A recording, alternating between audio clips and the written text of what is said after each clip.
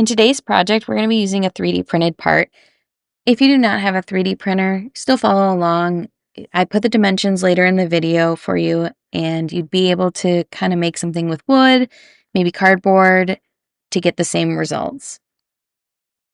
For the 3D printing, the STLs are free on makerworld.com. That is my profile. I am not sure if you need an account, as I already have one since I have a Bamboo Labs printer.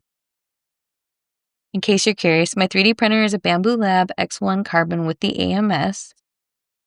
For filament, I only use Bamboo Lab filament just because I find it to be the most reliable. Not saying that any other ones are bad, it's just I like to print and know that it's going to print well, and if it doesn't, it's probably my fault. Anyways, let's continue on. So here's a list of the supplies that you'll need. First, we're going to start with the Michael's Craft Store Creatology marker case.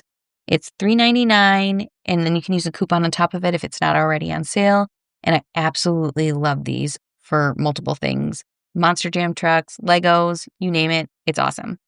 Then we have our 3D printed grid, which comes from the Maker World file that I provided before. And if you want the optional, we have Aleenes Tack It Over and Over Again glue. The purpose of the glue is it's going to hold our grid into the container without it falling out, because it's loosely fitting in there just because I wanted to make sure that it was good tolerances for all printers. Once you have this glue, you're going to find so many applications for it. It's a repositional, so if we ever needed to pull it out, the grid just slides out and over time it'll lose its tackiness. And you can just reapply a new layer if you need to. Okay, so we can get started now. We're going to grab our grid from the 3D printer. I put the measurements below. For those that are following along that don't have a 3D printer, look at the small rectangle inside dimensions.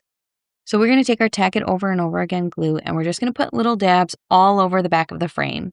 Typically, I like to do this on the rough side, so that way the smooth side is facing up. Now that it's dry, we're just going to get our case and start assembling. We're going to open it up, and then we're going to put our grid in with the sticky side down. Give it a firm press to keep it in place.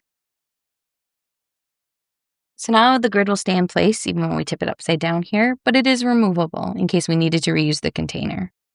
So now when loading our trucks, I find that putting the taller trucks like Dragon, Unicorn, Sparkle Smash towards the handle seems to make the case close better. So when you close it in half-tall trucks, it's going to leave a little bit of a gap, but it still holds them tightly, just takes a little bit of pushing to close the clamps.